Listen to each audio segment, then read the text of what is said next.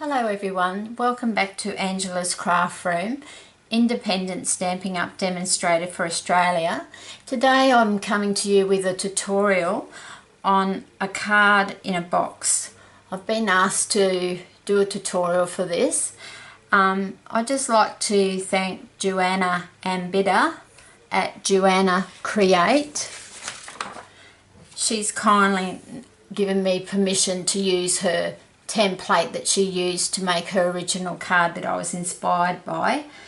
You'll find her at www.joannacreate.blogspot.com.au, but I will put her link at the bottom of this tutorial for you, so you can go over and have a look on her blog as well.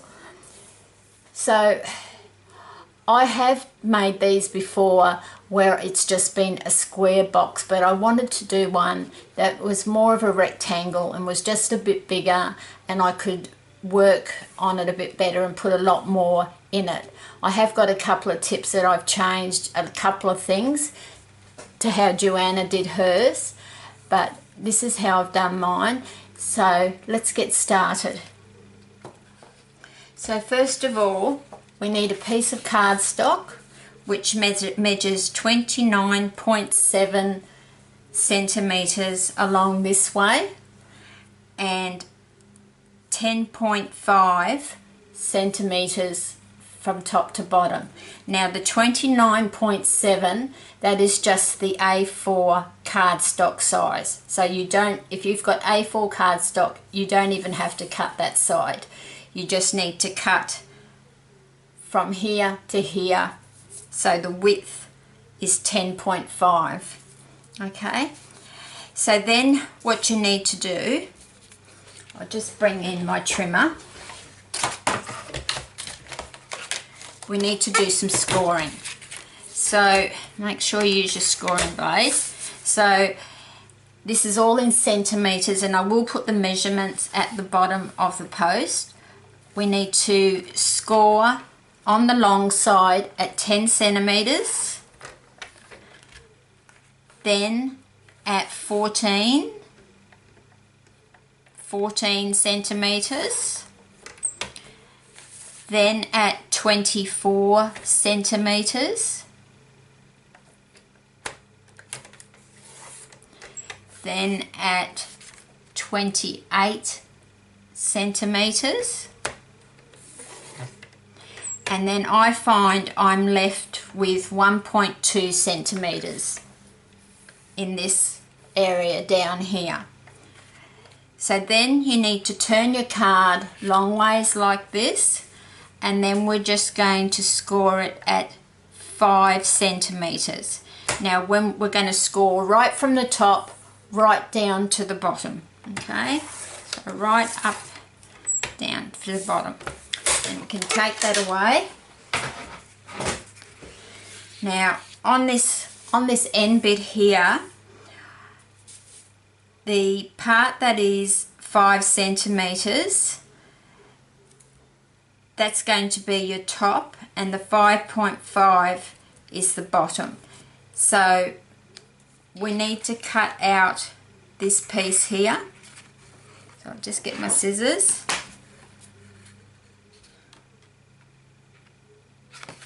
Actually, I've told you wrong.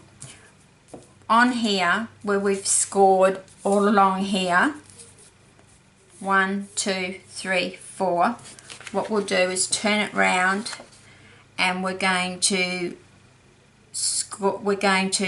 on the 5 centimetre side, you've got this score line going along there. We're just going to cut these score lines up, and this is on the 5 centimetres, because this side of your score line that goes down there, on this side you've got 5 centimetres, and on that side you've got 5.5 centimetres. So on your 5 centimetre side, we're just going to cut up on the scored lines just up to that long score line that goes right from top to bottom.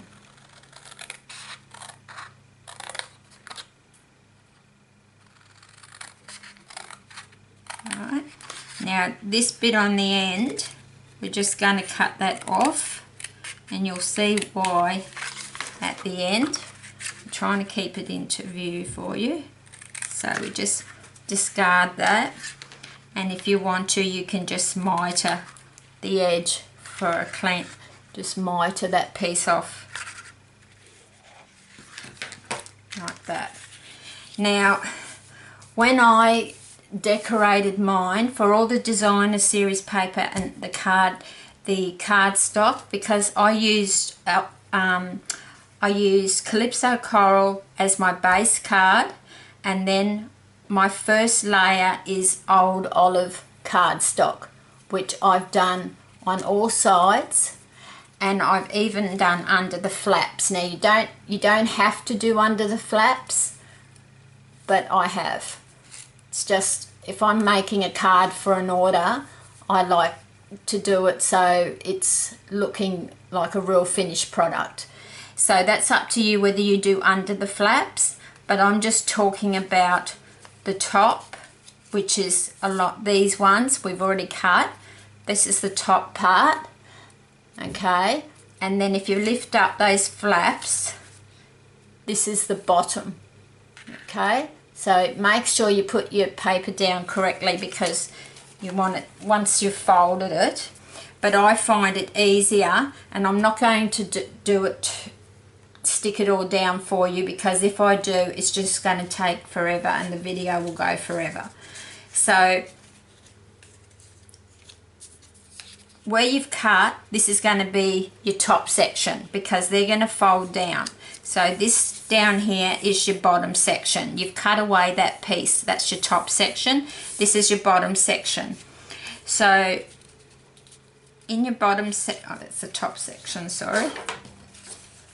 In your bottom section, you're going to need 2 pieces of cardstock that measure 3 6/8 by 2 inches. So they will just fit on there.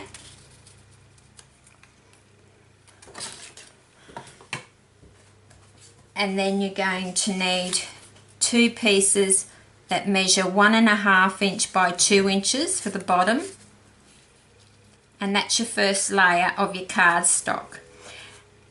And then in your designer series paper, I've put 2 of these on, cut 2 of these out ready to go, but I'm not going to glue them because it just take too long and hold you up.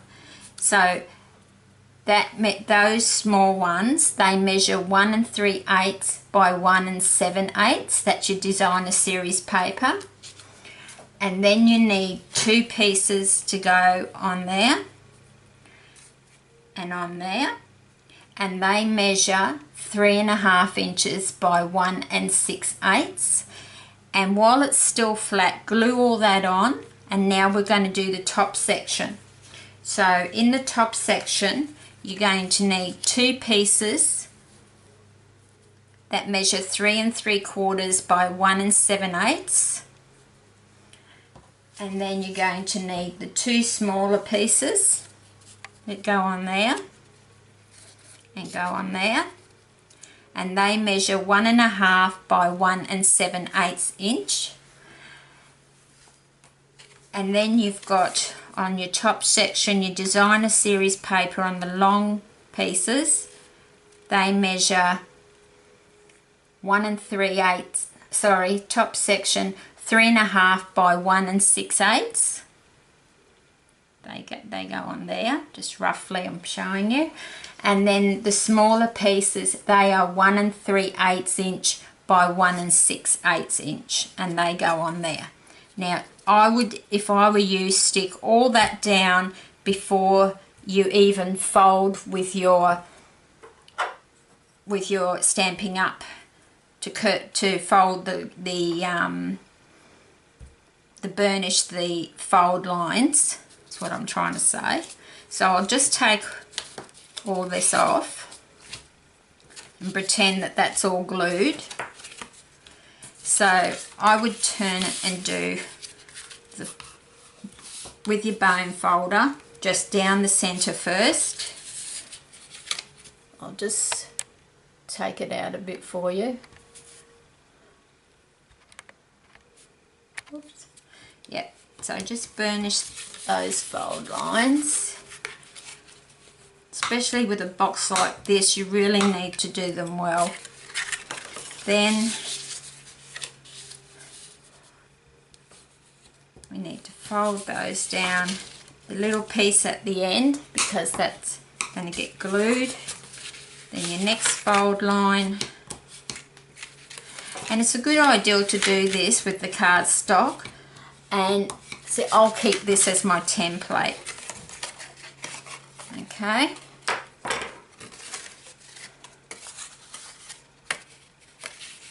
So now we're going to add some tear and tape on here, and we're just going to bring it right over and line it up to on there, and that's going to form your box. Okay, so we'll just put some tear and tape. Let's make sure you can see what I'm doing. Find the beginning of it. So just put some tear and tape on there.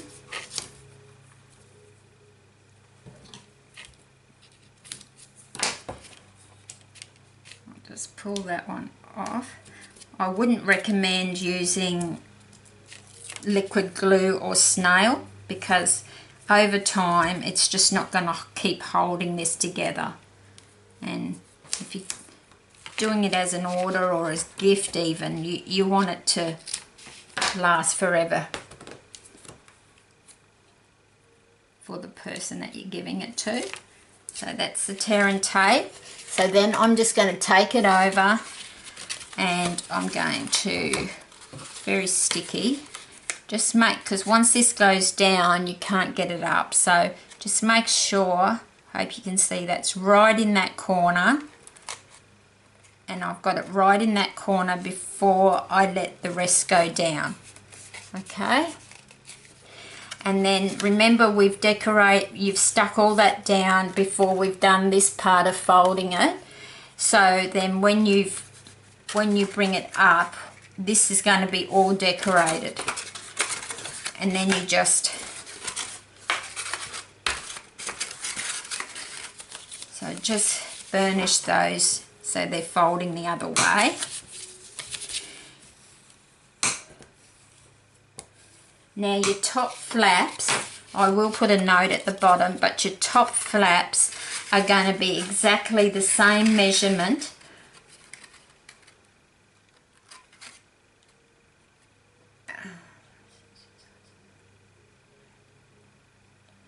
Sorry. Your top flaps, these flaps here, are going to be the same measurements as we went through with the top of that was your bottom of your box, and this is your top of your box. So now you would have to decorate these sides like I did on my previous card, and that's just your box. So then you need to have 2 pieces of cardstock. Now you need to cut those 12 centimeters each, and you want to score 1 centimeter at each end, because these are going to go inside your box so that you can glue all your embellishments inside. Okay, that's what's going to hold it. So you fold it one way on one side, and then you just fold it back the other way on that side, because when you put it in your box, we're going to glue that right up into that corner, and then that piece should just go into on that side, and it'll be quite tight when you stretch it out. So we'll go ahead and just put some, I would recommend you put tear and tape, but for the video I'll just put some snail so we can just get it done.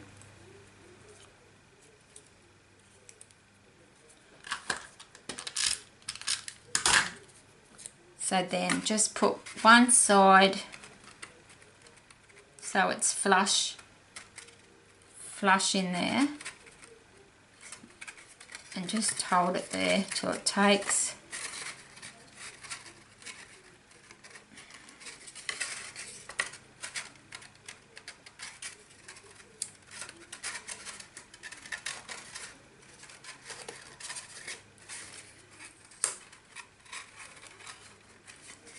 So you've got your first piece in there. So we're just going to do it quickly with the other one.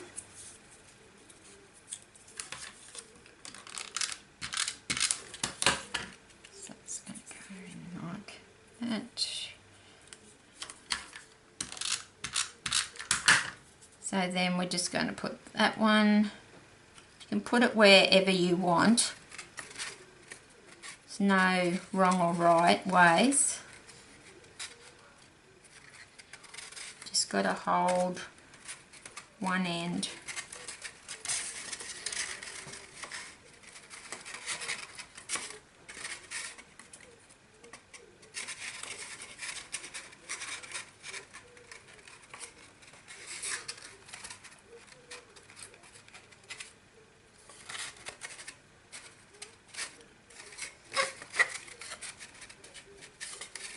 So then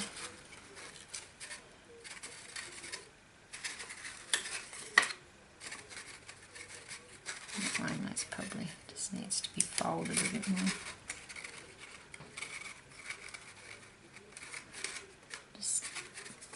As I said, I would use tearing tape because it's not wanting to stick there, but it's just to show you how to do it.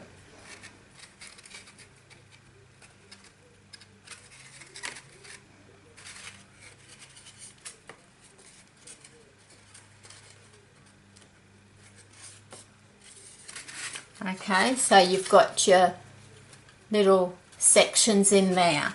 Now, say this is the back of my box. You've got 1, 2 that you've stuck in, but what I did, I actually glued some embellishments on the back, just inside on the back first. But what I did, a bit of a trick I did with that, with Stampin' Up has window sheets, which is just like acetate. So what I did was, I don't know if you can see those, but I cut a few of those, about 4 or 5, and then I'll show you the back of my box.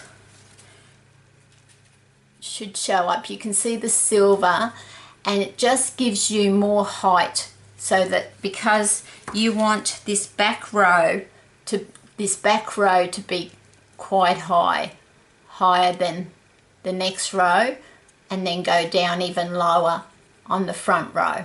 So to get more height on the top row, what I did was cut a strip of window sheet from Stampin' Up, just the 1 centimetre. Just put it in, then you can see.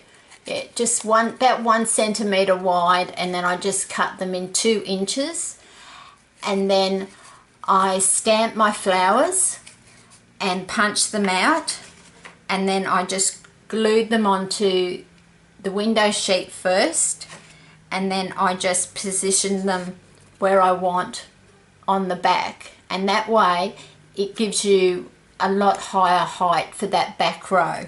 So that's just a little tip.